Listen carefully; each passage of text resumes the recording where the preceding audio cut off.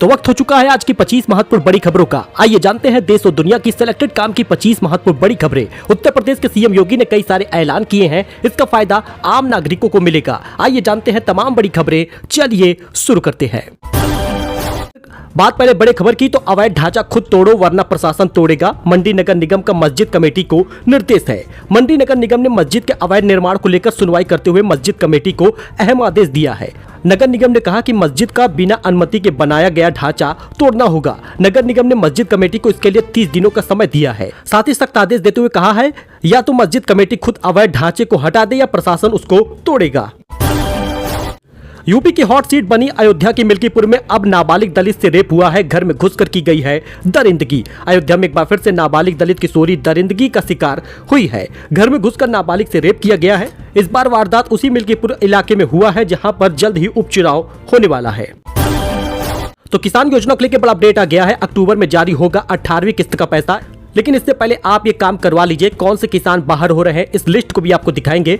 दरअसल दोस्तों, किसी सरकारी योजना से जुड़ते हैं तो आपको उसके सारे नियम कानून मानने होते हैं। योजनाओं पर सरकार खर्च भी करती है और लोगों को इससे जोड़ने का फायदा भी देती है। जो किसानों को लाभ मिल रहा है 6,000 रुपए का, वो राशि आगे बढ़कर 8,000 भी हो जाएगी। लेकिन आपको बताते चले कि 18 जून को 17वीं किस्त का पैसा मिला था। अब अक्टूबर के पहले सप्ताह में ही 18वीं किस्त का पैसा मिल जाएगा। लेकिन इस बार बहुत सारे किसान ऐसे हैं जो बाहर हो जाएंगे। भूले का सत्यापन कराए हो या फिर ई-केवाईसी कराए हो, हर एक काम आपका व्यर्थ चला जाएगा, क्योंकि ई-केवाईसी कराने वालों को भी किसान निधि का पैसा अब नहीं मिलेगा, क्योंकि वो राशन कार्ड में अपात्र पाए गए हैं। अब उन लोगों को किसान निधि नहीं मिलेगी। अक्टूबर के पहले सप्ताह में 7 तारीख तक किसान निधि का पैसा आने की बात मीडिया रिपोर्ट में आ गई है।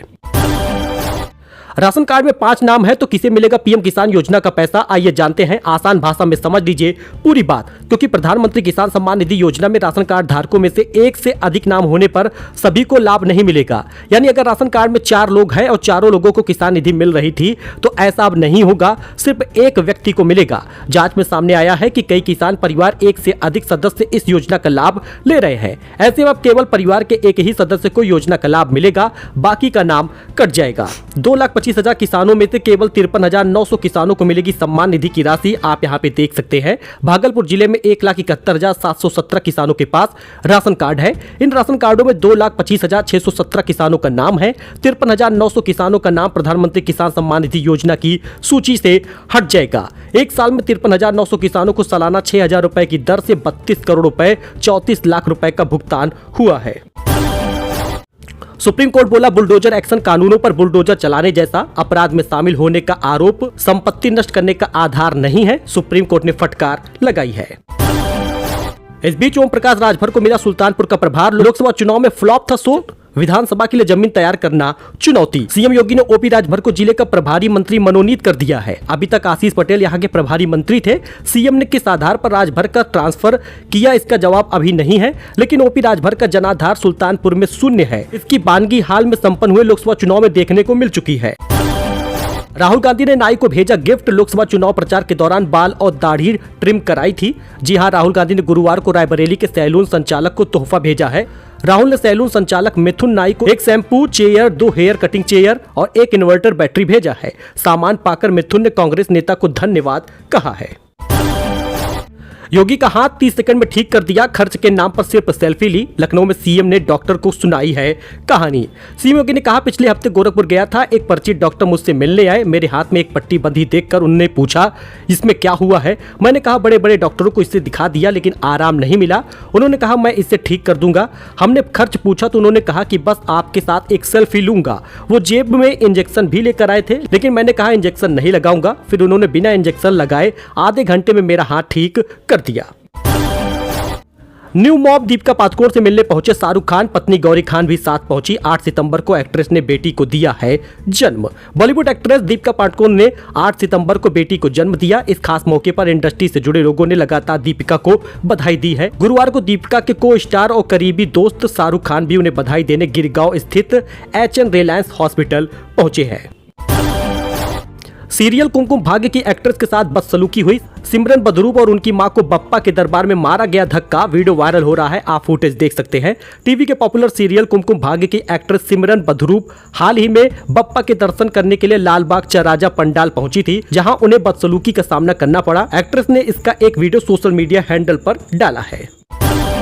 ज्ञानवापी कोर्ट बोला, ज्ञानवापी तहखाने की छत पर नमाज होती रहेगी, मरम्मत पर रोक रहेगी। हिंदू पक्ष की दलील थी, लोगों के जुटने से छत को नुकसान होता है। वाराणसी कोर्ट ने फिलहाल ज्ञानवापी में हिंदू पक्ष को बड़ा झटका दिया है। ज्ञानवापी तहखाने की छत पर नमाज होती रहेगी। शराब नीति केस में केजरीवाल को जमानत मिल गई है। 177 दिन बाद जेल से बाहर आएंगे, सुप्रीम कोर्ट बोला। पिंजरे के तोते वाली छवि से बाहर आए सीबीआई। दोस्तों, दिल्ली शराब नीति से जुड़े सीबीआई केस में मुख्यमंत्री अरविंद केजरीवाल को शुक्रवार 13 सितंबर को जमानत मिल गई है। केजरीवाल 177 दिन बाद जेल से बाहर आएंगे। अदालत ने जमानत के लिए वही शर्तें लगाई हैं जो ईडी केस में बेल देते वक्त लगाई गई थी। केजरीवाल के खिलाफ 2 जांच एजेंसी ईडी और सीबीआई ने केस दर्ज किया था। ईडी मामले में सुप्रीम कोर्ट ने 12 जुलाई को जमानत दे दी है। आम पार्टी ने इस फैसले को सत्य की जीत बताया है। भारतीय यात्री को डंकी रूट से अमेरिका भेजने के आरोप में पंजाबी गायक गिरफ्तार हुआ है। दिल्ली पुलिस में फर्जी वीजा पर डंकी रूट से लोगों को अमेरिका भेजने वाले गिरोह के साथ कथित संलिप्तता के आरोप में एक पंजाबी सिंगर को दिल्ली के इंदिरा गांधी अंतर्राष्ट्रीय हवाई अड्डे से गिरफ्तार किया गया है। पीएम मोदी के बर्थडे पर अजमेर शरीफ दरगाह लगाएगा लंगर, खाने के साथ खास दुआ भी होगी। प्रधानमंत्री नरेंद्र मोदी 74वें जन्मदिन पर अजमेर शरीफ दरगाह लंगर लगाने जा रहे हैं। 17 सितंबर को दरगाह प्रबंधन की ओर से 4000 किलो शाकाहारी खाना परोसा जाएगा। चिरौंजी चाचा की दही और जलेबी आपने नहीं खाई तो क्या खाया, सुल्तानपुर के रहने वाले हैं तो जरा इस खबर को जानिए। लखनऊ से लोग आते हैं फेमस चिरौंजी जी का दही और जलेबी खाने। अगर आप भी सुल्तानपुर में सुबह सुबह बेहतरीन नाश्ता करने की सोच रहे हैं तो आपको बिल्कुल सही जगह हम बता रहे हैं। दरअसल सुल्तानपुर का एक ऐसी दुकान जहां पर आपको दही और जलेबी के साथ समोसे का बेहतरीन स्वाद मिलेगा। सुल्तानपुर के पंचरास्ता चौराहे पर ठंडी गली में चिरौंजी चाचा की एक दुकान लगती है, जहां दही जलेबी और समोसे बेहतरीन नाश्ता आपको मिलेगा। देखिए, दोना के हिसाब से दही जलेबी दी जाती है, 70-30 का रेशियो रखा जाता है और लगती है लंबी लाइन। लखनऊ से आते हैं लोग खाने के लिए, तो रोमांचकारी होता है, स्वाद बेहतरीन होता है। तो अगर आप भी सुल्तानपुर आ रहे हैं तो इसका स्वाद जरूर चखिएगा।